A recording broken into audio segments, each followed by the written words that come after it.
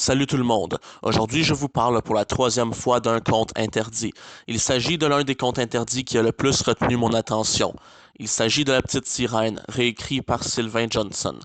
De quoi parle cette réécriture sombre de La Petite Sirène? Angela naît atteinte du syndrome de la sirène, une maladie affectant les jambes, les fusionnant et leur donnant l'apparence d'une queue de poisson.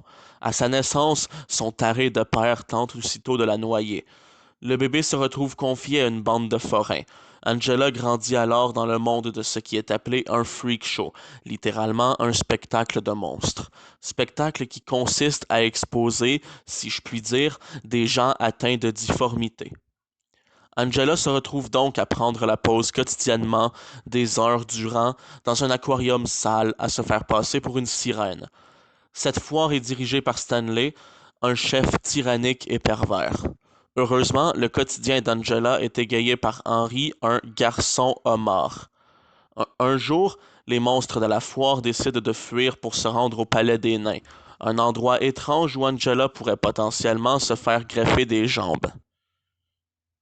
Ce conte interdit m'a grandement plu. Faut dire que je suis un grand fan des œuvres horrifiques se déroulant dans des cirques ou dans des foires de monstres.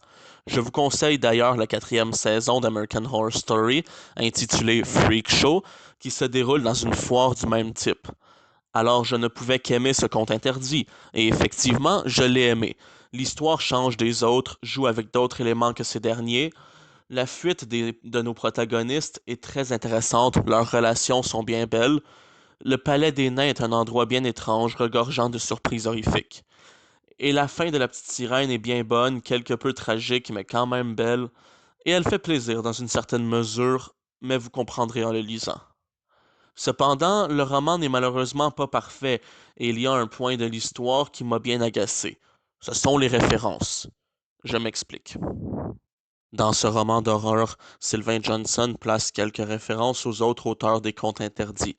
Par exemple, un personnage qui s'appelle Christophe Boivin, en référence à Christian Boivin, l'auteur des contes interdits Les Trois Petits Cochons et Le Vilain Petit Canard, ou encore une fillette nommée Simone Rousseau, en référence à Simon Rousseau, auteur de Peter Pan, La Reine des Neiges et La Belle et la Bête, que j'ai chroniqué en passant, ou un autre personnage baptisé P.L. Simard, en référence à L.P. Sicard, auteur des contes interdits Blanche-Neige, Réponse et La Belle au Bois dormant.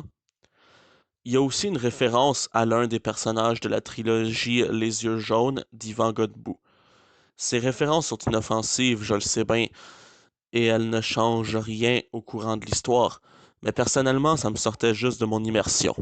C'est dommage. Et l'épilogue de fin, je m'en serais passé. Il est pas mauvais, mais je sais pas, les liens comme ça, c'est pas nécessaire.